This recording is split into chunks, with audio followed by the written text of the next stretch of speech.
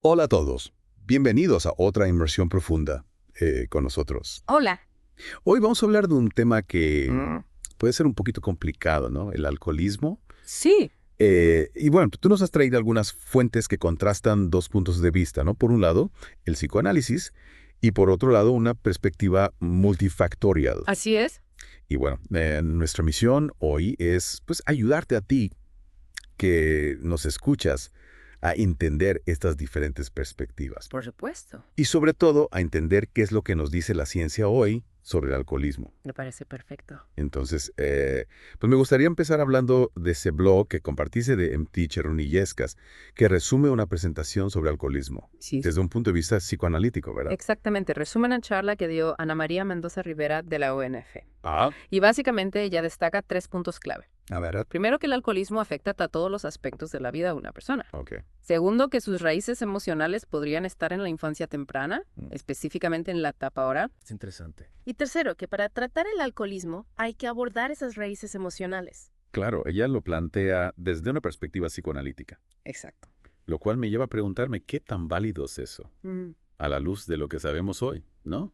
Reducirlo todo a una fijación oral, ¿qué piensas? Pues mira, si bien el psicoanálisis tiene su lugar, Sí, creo que simplifica demasiado un tema tan complejo como el alcoholismo. claro. Hoy sabemos que no se trata solo de la infancia, Ajá. sino de una combinación de factores, Ya, como un rompecabezas. me gusta esa analogía del rompecabezas. ¿Y cuáles serían esas piezas? Bueno, empecemos por la genética. Ok. Diversos estudios han demostrado que entre el 50 y el 60% del riesgo de desarrollar alcoholismo está ligado a nuestros genes. O sea que la genética juega un papel muy importante. Crucial. ¿Y podrías darnos algún ejemplo concreto de cómo la genética influye en el alcoholismo? Claro que sí. Por ejemplo, hay genes como el ADHH1B y el ALDH2, Ah, que son los responsables de metabolizar el alcohol. Las personas con ciertas variantes de estos genes pueden experimentar efectos muy desagradables al beber, lo que, en cierta forma, los protege del alcoholismo. es como un mecanismo de defensa Justo. natural, ¿no? Exacto.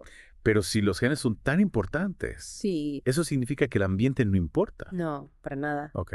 El ambiente también juega un papel crucial. Ajá. Y aquí es donde entran las experiencias adversas en la infancia, las ACEs. Claro. Un entorno familiar o social complicado puede aumentar la vulnerabilidad al alcoholismo. O sea que si alguien tuvo una infancia difícil, es más propenso. Es una posibilidad, pero ojo, Sí. no es una regla sociota. Claro. Hay que recordar que las ACEs interactúan con un montón de otros factores ambientales. Ya veo, La disponibilidad del alcohol, la presión social, por supuesto. la cultura en la que vivimos, todo eso también influye. Es una red compleja de influencias. Totalmente.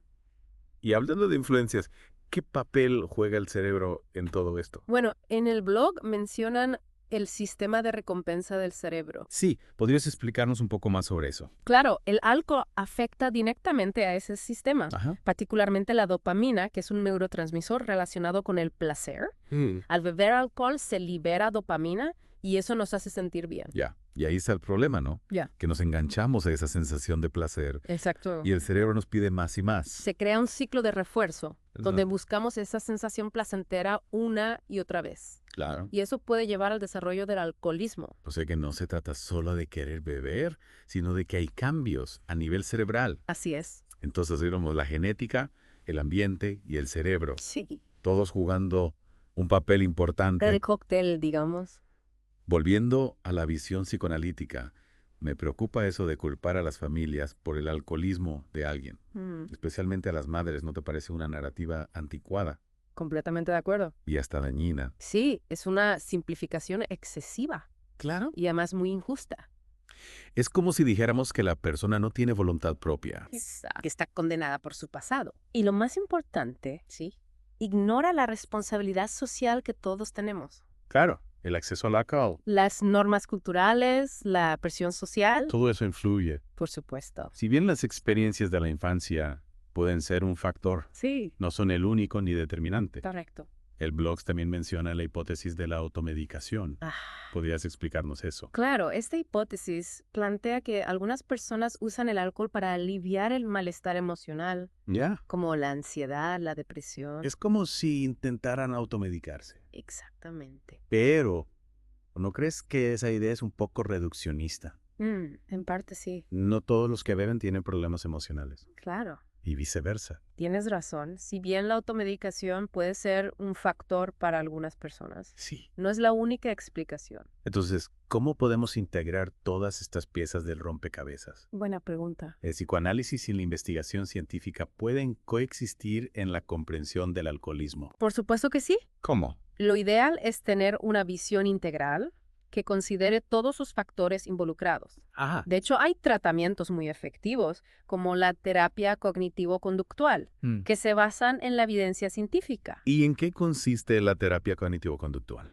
Bueno, se basa en la idea de que nuestros pensamientos, emociones y comportamientos están interconectados. Claro. En el caso del alcoholismo, la TCC ayuda a la persona a identificar los pensamientos y las situaciones que la llevan a beber Claro. y a desarrollar estrategias para manejar esos impulsos. Es interesante. Y efectivo. Hay otros enfoques terapéuticos que sean efectivos. Y hay varios. ¿Cómo cuáles? Y aquí es donde entra un modelo fundamental para comprender el alcoholismo, Ajá. el modelo biopsicosocial. Me suena, pero necesito un recordatorio.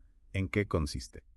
Este modelo reconoce que el alcoholismo, como muchas otras enfermedades, Sí. no tiene una sola causa, sino que es el resultado de una compleja interacción entre factores biológicos, psicológicos y sociales. Es decir, integra todas las piezas del rompecabezas que hemos estado discutiendo. Exactamente. Mucho más completo que simplemente culpar a la infancia, ¿no? Sin duda. ¿Y este modelo cómo se aplica en la práctica? Pues mira, creo que es un buen punto para hacer una pausa y retomarlo en la siguiente parte de nuestra inmersión. Perfecto. Nos quedamos con la intriga. Hasta la próxima. Hasta la próxima. Y bueno, como te decía, el modelo biopsicosocial es clave para entender el tratamiento del alcoholismo. Sí, me quedé pensando en eso. ¿Te acuerdas que mencionamos los 3 pilares? Sí, lo biológico, lo psicológico y lo social. Exacto. Imagina que cada persona con alcoholismo es como un edificio con esos 3 pilares.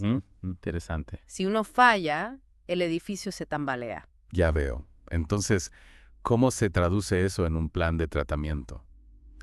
Primero hay que evaluar cada pilar, cada factor. Ajá. Por ejemplo, en el pilar biológico se considera la predisposición genética, la química cerebral, el historial de consumo. Ok. ¿Y en lo psicológico? Ahí se analizan las emociones, los traumas, las experiencias de vida, los patrones de pensamiento y comportamiento. O sea, todo lo que ha vivido la persona y cómo eso ha afectado su forma de pensar y actuar. Exacto. Y en el ámbito social. Ahí entran las redes de apoyo, el entorno familiar, la presión social, el acceso al alcohol, todo lo que rodea a la persona. Es como hacer un diagnóstico integral, ¿no? Sí, considerando todos los factores que influyen en el alcoholismo. Y una vez que se tiene ese panorama completo, ¿cómo se diseña el plan de tratamiento? Pues se utilizan diferentes herramientas, como si fueran ladrillos, para reforzar cada pilar. Ajá. Por ejemplo, para el pilar biológico a veces se usan medicamentos. Medicamentos.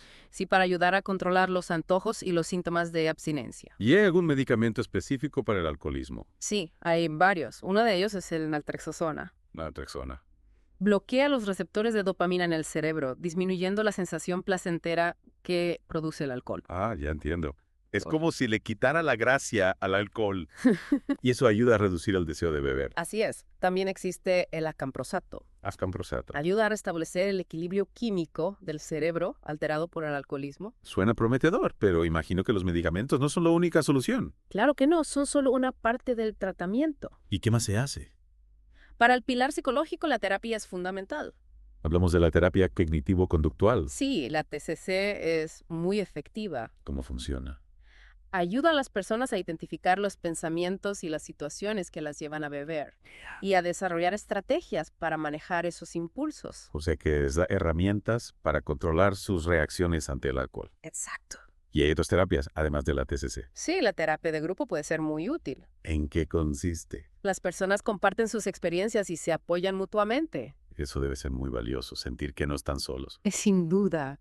Y para el pilar social, ¿qué se hace? Fortalecer las redes de apoyo es fundamental. La familia, los amigos. Exacto. Los grupos de apoyo también. Todos ellos juegan un papel crucial en la recuperación. Sin duda, también es importante que la persona haga cambios en su estilo de vida. ¿Cómo cuáles? Evitar lugares donde se consume alcohol, aprender a manejar el estrés, buscar actividades que le gusten. O sea, un cambio integral. Precisamente. Y volviendo al tema del psicoanálisis, esa visión de la fijación oral. Sí. ¿Qué opinas al respecto? Si bien esa perspectiva puede ser relevante en algunos casos, no se puede generalizar. Claro. El modelo biopsicosocial nos ofrece una visión mucho más completa. Integrando la biología, la psicología y el entorno social. Exacto. Y este modelo nos ayuda a prevenir el alcoholismo. La prevención es clave. ¿Y cómo se hace? Bueno, creo que es un buen momento para hacer una pausa y retomarlo en la siguiente parte de nuestra inmersión. De acuerdo, nos dejas con la intriga. Listos para la última parte. Habíamos quedado en la prevención del alcoholismo, ¿no? Exacto. Y es un tema crucial. A veces pensamos que es inevitable, pero hay mucho que podemos hacer. Me alegra escuchar eso. ¿Y por dónde empezamos? ¿Qué estrategias funcionan? Bueno, la educación temprana sobre los riesgos del alcohol es fundamental. Claro, pero ¿cómo se hace eso? Ya. Simplemente decirles a los jóvenes que el alcohol es malo. No se trata de asustarlos, sino de darles información clara y objetiva. Ajá, Empoderarlos para tomar decisiones responsables. ya veo. Y enseñarles a manejar la presión social. Es decir, que puedan decir no cuando se sientan presionados. Exactamente. Y también enseñarles a manejar sus emociones de forma saludable. Claro, porque a veces se usa el alcohol para lidiar con el estrés, ¿no? Exacto, con la ansiedad, la tristeza. Y sin saber que hay alternativas mucho más sanas. Por supuesto. Entonces la educación es clave. Pero ¿qué más podemos hacer? A nivel social, es importante crear entornos que desalienten el consumo de alcohol. ¿A qué te refieres con entornos? Por ejemplo, en la familia. ¿Ah? Los padres pueden establecer reglas claras sobre el alcohol. Ya. Y sobre todo, predicar con el ejemplo. Claro, si los hijos ven que sus padres beben con moderación, es más probable que ellos también lo hagan. Exacto. Y en la escuela también se pueden implementar programas de prevención. ¿Qué tipo de programas? Programas que aborden los factores de riesgo, como la presión social, el estrés. También se pueden promover actividades extracurriculares. Deporte, arte, música. Exacto. Cualquier cosa que les permita canalizar sus energías de forma positiva. O sea, darles alternativas al alcohol. Así es. ¿Y qué hay de la comunidad? La comunidad puede crear espacios de ocio saludables, donde el alcohol no sea el centro de atención. Parques, bibliotecas, centros culturales. Exacto, eventos deportivos, hay muchas opciones. Para divertirse sin necesidad de beber. Por supuesto. Y algo fundamental es la regulación de la publicidad del alcohol. Ah, sí, porque si el alcohol está por todas partes asociado a la felicidad, Al éxito, a la diversión. es más probable que la gente lo consuma. Exacto. Por eso es importante limitar la publicidad, especialmente la dirigida a los jóvenes. Ya veo. Entonces, se trata de crear un entorno donde el alcohol no sea la norma.